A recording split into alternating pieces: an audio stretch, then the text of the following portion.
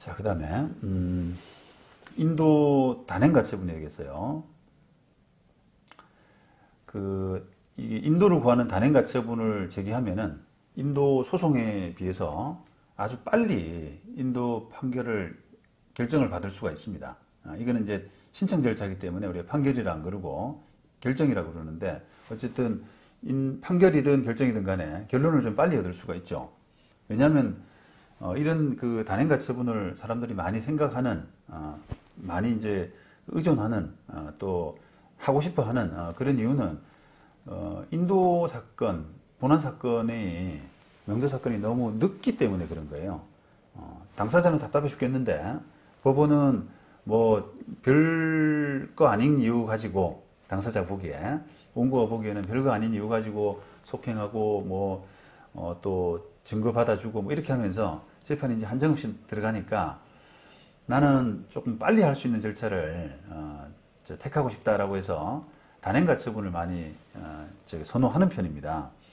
자, 그런데 이 단행가처분이 그 법원의 그 재판 입장에서는, 재판 절차라는 입장에서는 아주 예외적인 절차예요. 그러다 보니까 이게 이제 함부로 선택할 수는 없어요.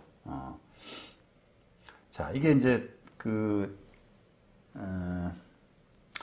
일단 원칙을 좀 이야기하자 그러면, 이 단행가처분은 그 시급을 요하는, 아주 급한 그런 경우에만 예외적으로 인정을 하고 있거든요. 그게 바로 이제 보존의 필요성이라고 하는, 신청 사건은 피보존 권리와 보존의 필요성, 이 두 가지로 나뉘는데, 이 보존의 필요성 부분을 아주 시급성, 단행가처분을 받아야만 하는, 인도 단행가처분을 해야만 하는 시급성을 입증을 해라, 소명이죠. 소명을 해라라고 하는데, 그 부분을 굉장히 까다롭게 이제 판단하고 있죠. 그래서 그런 가처분 신청하는 사람의 주장이 거의 명백할 뿐더러, 이 속히 가처분이 안 받아들여지면은 회복할 수 없는 엄청난 그런 손해가 발생하는 경우에만 얘기해주고 있어요. 왜냐하면 그 인도 단행가처분을 만약에 쉽게 해준다라고 하게 되면은 그 쫓겨나게 되잖아요. 명도 단행이라는 게 사람을 이제 내보내고 그 점유를 자기가 신청한 사람이 가져오게 되는 그런 결론이 되는데, 그렇게 되면은 그 와중에서 현상이 다 허물어지기 때문에 뭐 유익비, 필요비, 부속물 매수 청구권 이런 부분들, 권리가 있는 부분이 싹 이제 어떻게 보면은 현상 보존이 안 되고 다시 이렇게 제대로 받을 수 없는 그런 상태가 되어버린다는 거죠. 점유가 이렇게 바뀌어 버림으로써. 그래서 그런 부분 때문에라도 인도 단행가처분은 잘 안 해줍니다. 그리고 또 현실적으로도 이게 인도 단행가처분을 해주게 되면은 우리가 명도소송을 아무도 안 해요. 그죠? 빠른 절차가 있는데, KTX가 있는데 왜 새마을호 타겠어요? 그죠?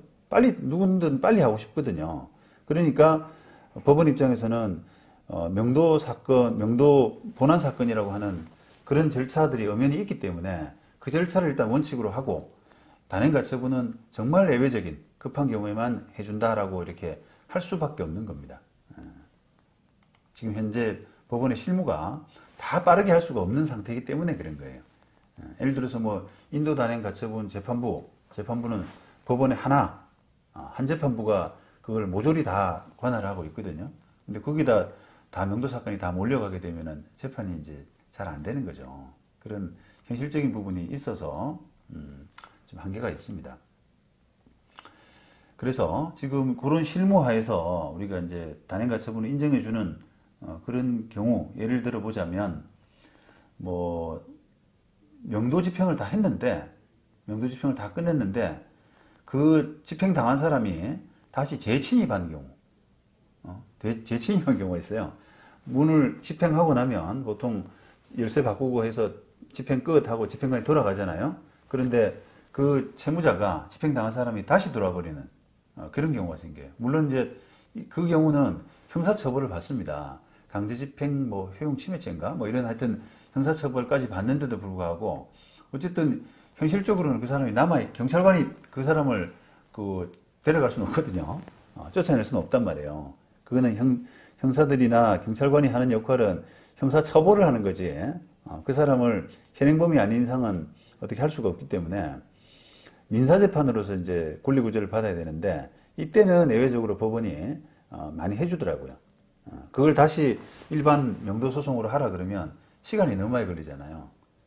집행 다 끝나고 이제는 내 권리를 보호받겠다라고 하는 찰나에 그렇게 생각하는데 다시 재침해했는데 다시 6개월을 그런 재판을 더 하라 그러면 그건 어떻게 보면 그 사람 입장에서는 좀 환장을 노리시죠.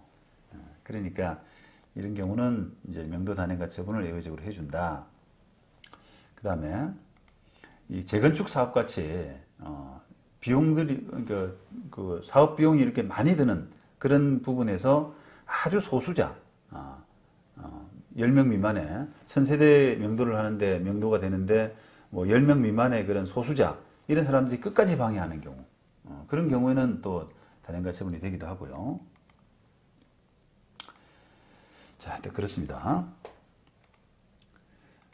그래서 이런 그 실무를 좀 이해를 하셔야만 좀 우를 범하지 않게 되는 그런 그 수가 있는데 이게 제가 이제 변호사로서 일을 하다 보면 사람들은 다 이렇게 그 뭔가 뭐랄까요 그 좀 빨리 해달라 마음이 급하기 때문에 또 저 사람을 혼내주는 차원에서 뭐 적극적으로 해달라 세게 해달라 이런 주문들을 참 많이 받거든요.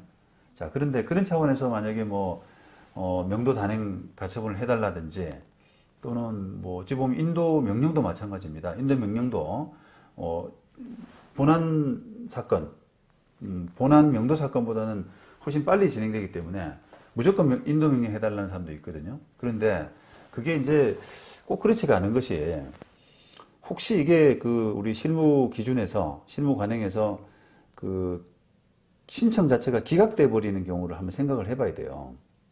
그래서 그 만약에 그 인도 명령이든 뭐 명도 단행 가처분이든 한다고 하더라도 한다고 할 때 기각됐을 때 그만큼의 시간이 더 들잖아요.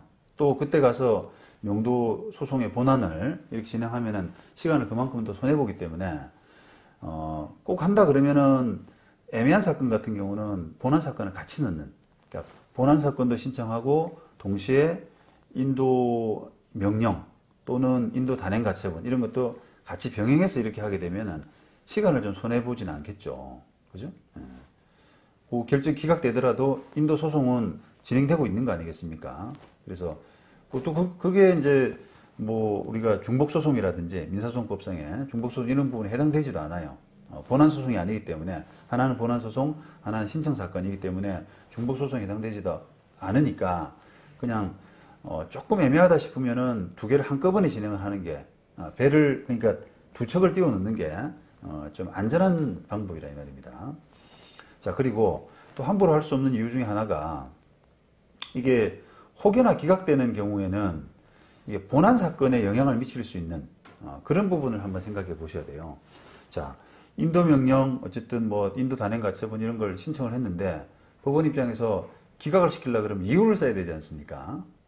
이런 이유 때문에 그 채권자의 주장은 일리가 없어 보이고 뭐 이렇게 돼 넣으면 나중에 그게 자칫하면은 뒤에 이제 그 판단되는 본안 사건에 영향을 미칠 수가 있단 말이에요. 이거 저 판사는 저렇게 생각했네? 라고 하면은 뒤에 판사도 그게 맞는 판단인가? 라고 하면서 그게 조금 이렇게 영향을 받는 경향이 분명히 있습니다. 자, 그런 걸 생각한다 그러면 섣부르게 이렇게 절차 진행해가지고 기각이 되게 되면 오히려 본안 사건에도 나쁜 영향을 줄 수 있는 그런 부분이 있어서 이걸 이런 그 신청 절차, 단행 가처분이나 인도 명령 이런 거를 할지 말지 이런 부분을 조금 더 이제 신중하게 결정하실 필요가 있습니다. 자, 구체적으로 대전지방법원 2008년도 판결이고요.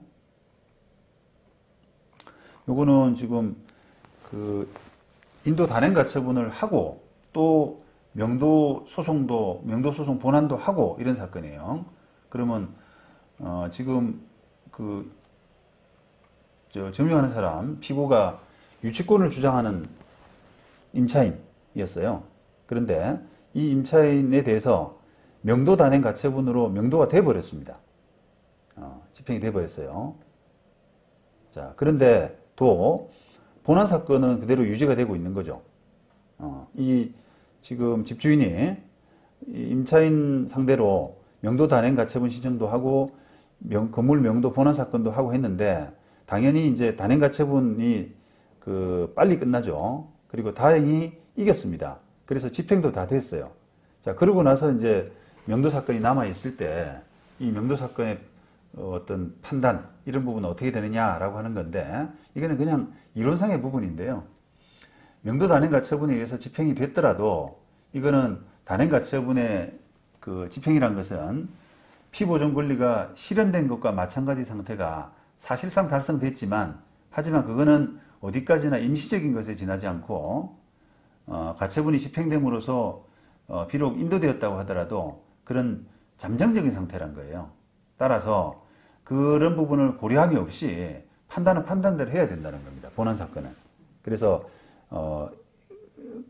이 사건에서 결국은 피고는 원고에게 명도하라 이런 판단을 할 수밖에 없다는 거죠. 만약에 이제 피고가 이 사건에서는 아마도 내가 명도 단행 가처분으로 명도를 다 했는데 그렇다면 내한테 기각돼야 되는 거 아니냐 이런 이제 항변을 했겠죠. 근데 거기에 대한 법원의 판단이 되는 겁니다. 그 다음에 대법원 2005년도 판결은 읽어보시고요. 그 다음 집행정지 및 원상회복 재판에서 인도 단행 가처분이 나게 되면은 이의 신청 또는 상소, 취소 이런 경우에 해서 집행정지가 이제 가능합니다. 절차를 보시면은 이게 가처분의 집행정지 해가지고 민사집행법 309조에 있어요. 소송물인 권리 또는 법률관계가 이행되는 것과 같은 내용의 가처분을 명한 재판에 대해서 이의 신청이 있는 경우 이게 이제 단행 가처분인데요. 단행 가처분에 대해서 이의 신청이 있는 경우에 이의 신청으로 주장한 사유가 법률상 정당한 사유가 있다고 인정되고 주장 사실에 대한 소명이 있으며 그 집행에 의해서 회복할 수 없는 손해가 생길 위험이 있다는 사정에 대한 소명이 있는 때는 법원은 당사자의 신청에 따라 담보를 제공하거나 안 하고 이렇게 집행정지할 수 있다 이렇게 되어 있어요. 그래서 요거는 아까 인도명령과 좀 비교해 보게 되면 인도명령은 즉시 항고할 수 있잖아요. 결정에 대해서. 그런데 즉시 항고로 인한 집행정지 효력은 없다라고만 하고 있고 또 집행정지는 법원이 이렇게 여러 가지를 판단해서 할 수 있다라고만 했지 이것처럼 당사자의 신청에 따라 이건 없단 말입니다. 없었어요. 근데 요 가처분의 집행정지는 당사자가 신청을 해야 됩니다. 그런 부분이 이제 차이겠죠.